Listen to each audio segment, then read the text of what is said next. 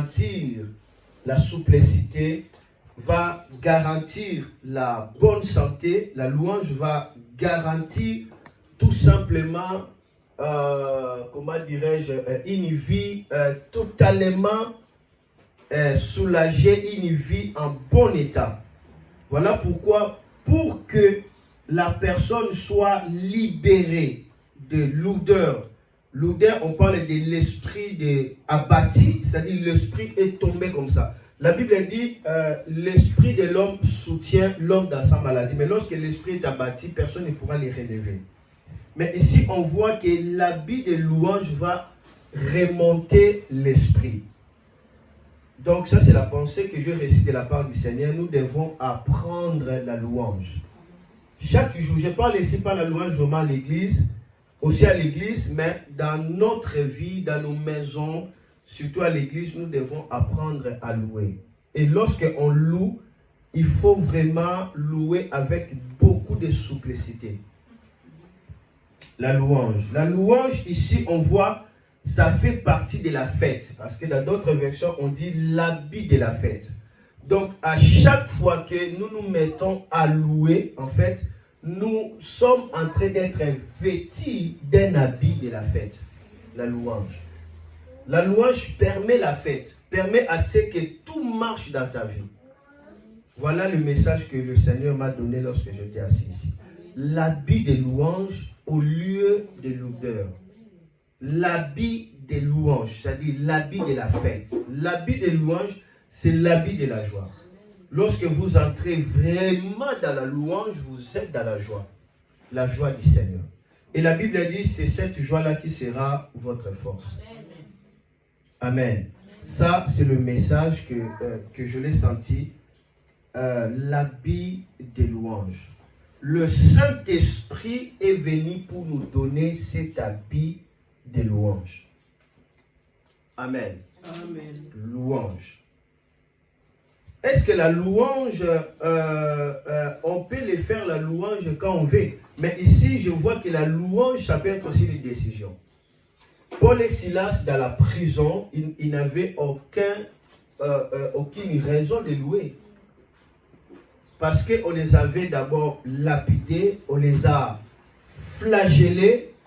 Mais la Bible dit, dans la prison et au milieu de la nuit, ils ont prié et puis ils ont loué.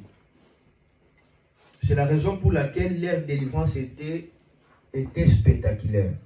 Parce qu'ils ont loué. L'habit de louange, l'habit de la fête, ça fait que Dieu puisse descendre exactement dans la prison. Parce que la Bible dit qu'il y avait un grand tremblement de terre et toutes les chaînes des prisonniers qui étaient là étaient brisées.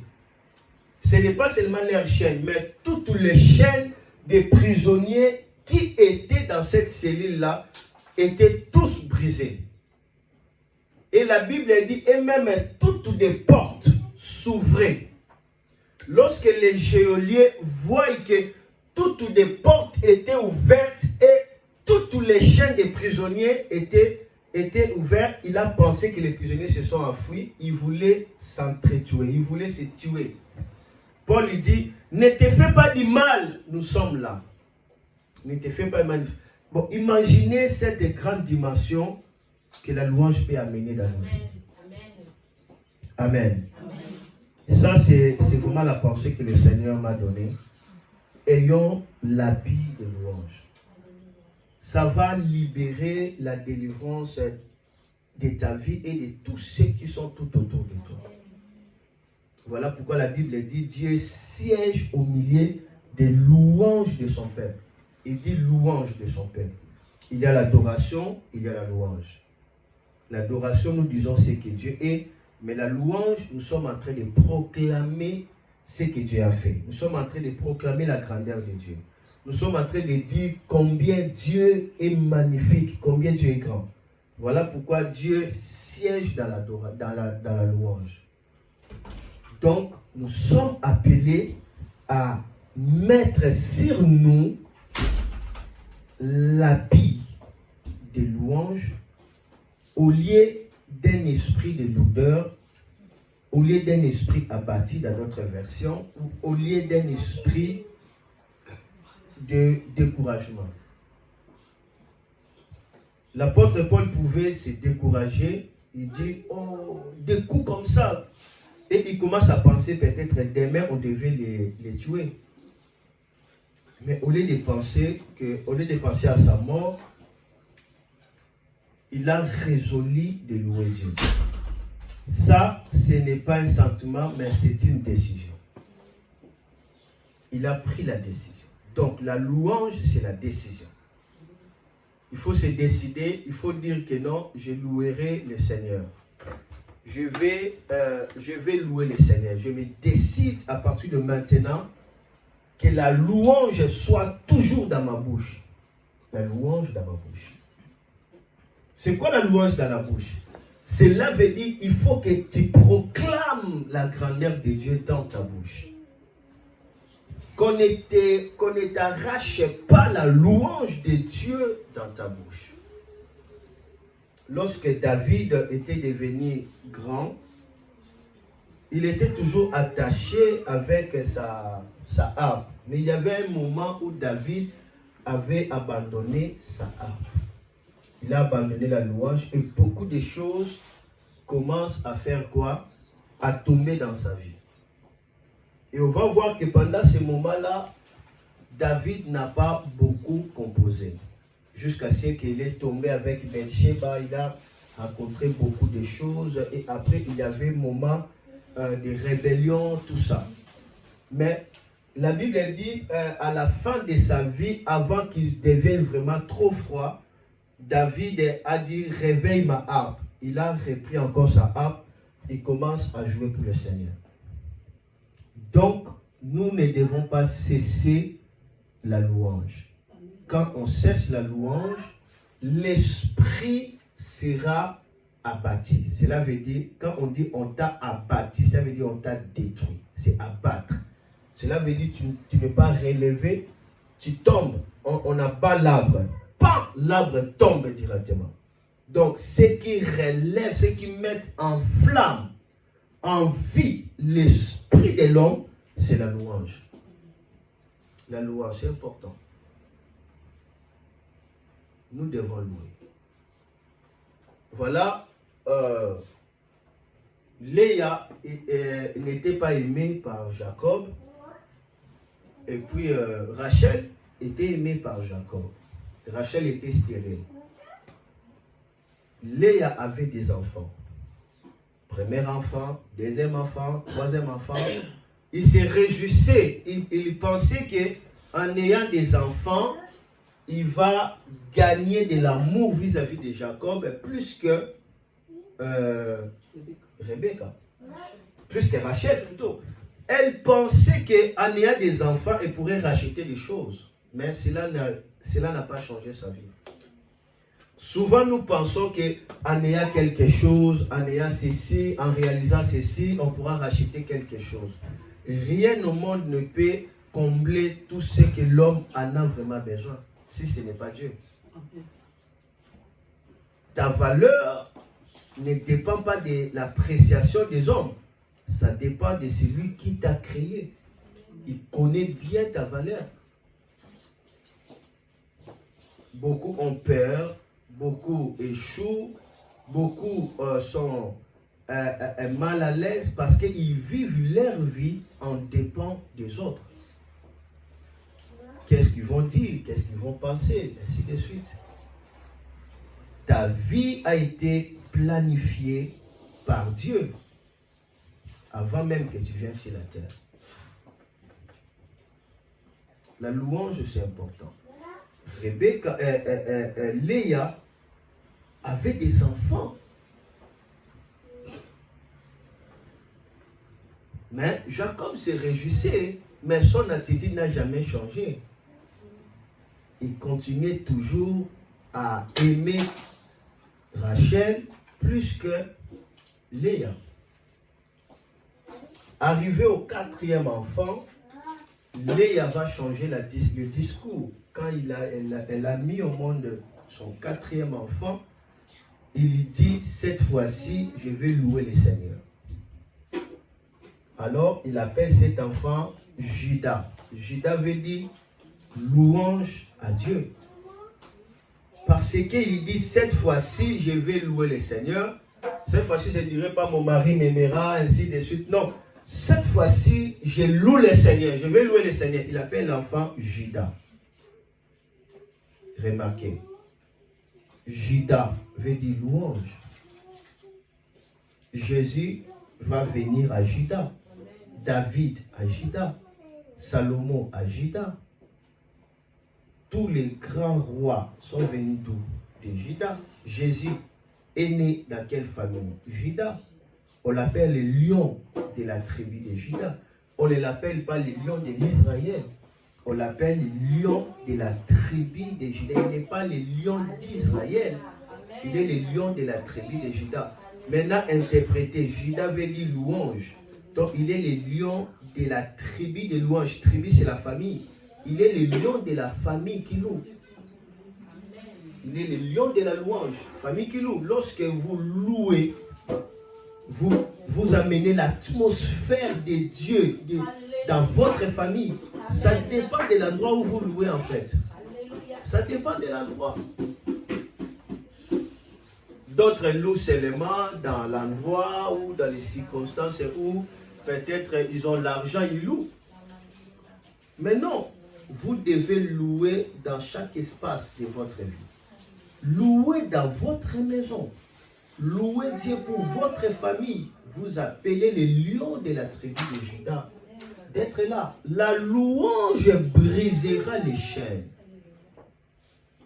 Ça va enlever toutes les lourdeurs de la vie, tout ce qui t'empêche de voler plus haut. C'est ça la lourdeur.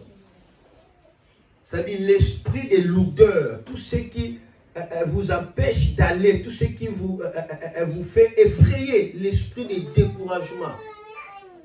C'est-à-dire tout ce qui vous démotive. La louange va enlever la démotivation. La louange va vous apporter l'énergie, la motivation. Ça va vous encourager. Donc si vous voulez être encouragé dans votre vie, si personne ne vous encourage, soyez calme. La louange va enlever tout ce qui est de découragement. Amen. Ça va vous habiller de l'habit de la fête. Cela veut dire tout va marcher bien. Alléluia. Tout. Amen. Nous sommes appelés à louer le Seigneur. Si nous voulons être encouragé par Dieu. Louer. Louer le Seigneur. Aujourd'hui, beaucoup de gens ne louent pas. Ils sont lourds. Ils ne dansent pas. Ils ne sont pas joyeux en louant le Seigneur. Louez le Seigneur. Louez. Louez le Seigneur. Sautez pour le Seigneur. Ça libère la gloire. Ça va changer ton habit de deuil à l'habit de la fête. Et ça va faire à ce que ta vie devienne enviable. Amen. La louange. Alléluia. L'huile ne manquera pas à ceux qui louent. Continuez à louer le Seigneur, l'onction continuera à couler encore dans votre vie. Il faut louer le Seigneur. Il y avait 12 espions. Ils sont allés espionner, ils sont retournés. 10 étaient des gens qui murmuraient, 2 ils ont loué. Il dit, Dieu est capable de nous délivrer. D'ailleurs, nous allons aller et s'accaparer des pays. C'est ça la louange, c'est-à-dire dire ce que Dieu peut faire dans votre vie. Tu sais ce que Dieu est, mais parfois tu ne réalises pas ça. Tu dis seulement, souvent on dit Dieu est grand, Dieu tu es bon. Tu le dis seulement sans réaliser. Mais la louange te permettra de réaliser vraiment la grandeur de Dieu. La louange, c'est publier les hauts faits de Dieu, déclarer sa grandeur, déclarer sa bonté, déclarer chaque matin, déclarer son amour dans ta vie. Louer. tu es grand. Dieu, tu es bon. Dieu, tu es bon. Ainsi de suite. Alléluia. C'était ça ce que le Saint-Esprit m'a parlé. L'habit des louanges au lieu des lourdeurs. Donc, il y a aussi l'habit des lourdeurs. Portez l'habit des louanges. Soyez revêtus de cet habit de louange. Et votre vie ne manquera pas de voler comme l'aigle. Ne manquera pas. Le peuple qui loue le Seigneur. La nation qui loue le Seigneur. La famille qui loue le Seigneur. Une église qui sait louer le Seigneur. Louer le Seigneur, c'est important. Souvent, il faut louer, il faut danser jusqu'à transpirer. Et quand vous vous transpirez comme ça, vous déclarez à Dieu, fini la vie des suaires pour avoir quelque chose de bon. Je ne vais pas suer pour gagner la vie. Louez le Seigneur. Vous allez arrêter le plan du diable. Vous allez confondre certains complots de l'ennemi lorsque vraiment vous louez le Seigneur. Dieu veut que nous louons le Seigneur. La Bible dit, l'église primitive fait louer le Seigneur. Et chaque jour, il y avait une grâce que Dieu versait sur cette église. Et le peuple l'aimait. Ils étaient aimés du peuple. Parce qu'on voyait la louange dans leur vie. On voyait la louange. Ce qui nous manque aujourd'hui, c'est cette louange. L'église d'aujourd'hui connaît l'adoration. Ils adorent. Mais ils ont négligé la louange. La louange. Aujourd'hui, Dieu nous a parlé sur le vêtement de louange. Jésus dit, je suis ouais pour vous donner un vêtement de louange au lieu d'un esprit abattu. Donc la louange, c'est un bon vêtement pour votre esprit. Aujourd'hui, enlevez tout vêtement qui couvrait votre esprit. Le vêtement de l'odeur, de découragement. Enlevez ça. Et portez un nouveau vêtement que Jésus te donne. Le vêtement de louange. Portez cela. Et ce vêtement vous pousse à sauter même devant Goliath. David il dit, tu viens devant moi avec l'épée, les javelots, tout ça qui pèse, mais moi je viens devant toi au nom de l'Éternel. Je vais écraser ta tête et je donnerai cela au chien. L'Éternel me délivrera. Ça, ce n'était pas l'adoration, c'était la louange. Il louait, il proclamait les noms du Seigneur. Proclamez les noms du Seigneur.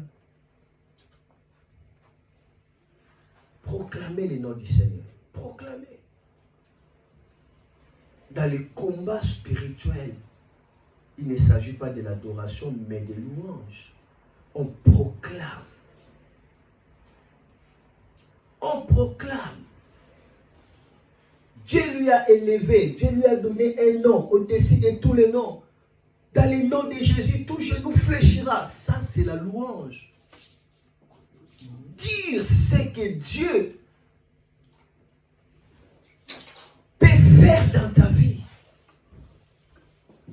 Dire la grandeur de Dieu. Louange. Célébrer le Seigneur. Élever. C'est haut fait. Publier. C'est ça la louange. Est-ce que dans nos bouches, nous publions la grandeur de Dieu? Dans nos conversations, est-ce que nous publions vraiment la grandeur de Dieu? Est-ce que nous déclarons, nous publions sa grandeur? Nous publions combien il est grand, combien il est présent. Est-ce que nous publions sa grandeur? Alléluia. Lorsque nous publions sa grandeur, on a tellement publié sa grandeur. Cela veut dire on a magnifié, on a fait des éloges. C'est ça la louange, faire des éloges. Lorsque le roi entrait en Israël, soit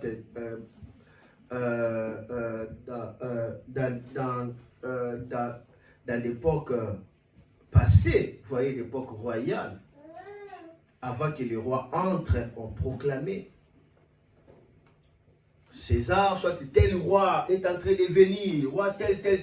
Pendant qu'on est en train de proclamer, le roi est en train d'entrer. Amen. Ça, c'est la louange. Quand on dit, porte, lève les lintons, que le roi de gloire fasse son entrée. Qui est le roi de gloire? L'Éternel fort, puissant dans le combat. Ça, c'est la louange qui élève tous les lintons. C'est proclamer la louange.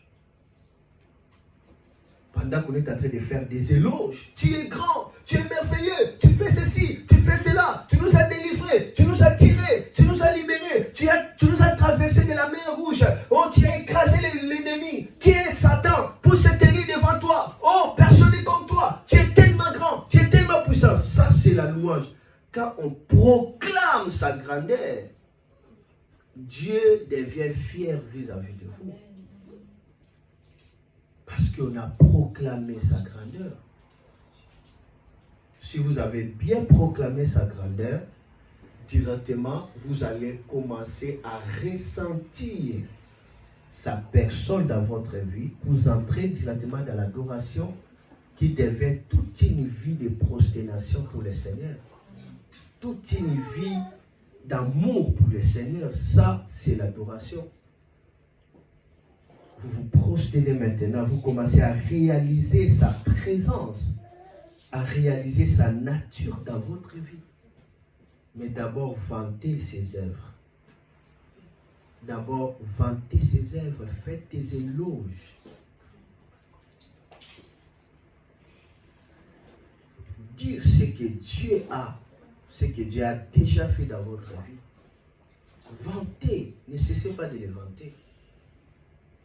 Quand vous vantez ses œuvres, Dieu est dans la joie. La joie de Dieu, c'est notre force. Vantez ses œuvres. Vantez-les. Alléluia. Notre Dieu est capable de nous délivrer de ces faits. Tant pis, roi, ne te dérange même pas. Il est capable de nous délivrer. Ça, c'est la louange. Ils sont entrés dans le feu, la fournaise ardente. Mais ils dansaient, ils louaient. Au milieu du feu, ils sont en train de chanter. Ils dansaient au milieu du feu. Dans le feu. Et ils sont sortis fièrement, majestueusement, ils sont sortis. De sorte qu'il n'y avait même pas l'odeur de fumée du feu. Ils sont sortis avec telle gloire parce qu'ils louaient. Ils louaient. Que votre cœur loue le Seigneur. Amen. Seigneur, merci. Merci pour ta grâce et merci pour ta miséricorde. Merci pour tout ce que tu es et tout ce que tu as pour nous. Laisse-nous, Seigneur Jésus, proclamer ta grandeur, proclamer ta louange, proclamer ta bénédiction, proclamer ta joie, proclamer ta gloire. Dans le nom de Jésus. nous sommes debout, commence à publier 2, 3 choses que le Seigneur a déjà fait dans ta vie. Commence à publier et puis nous avons fini.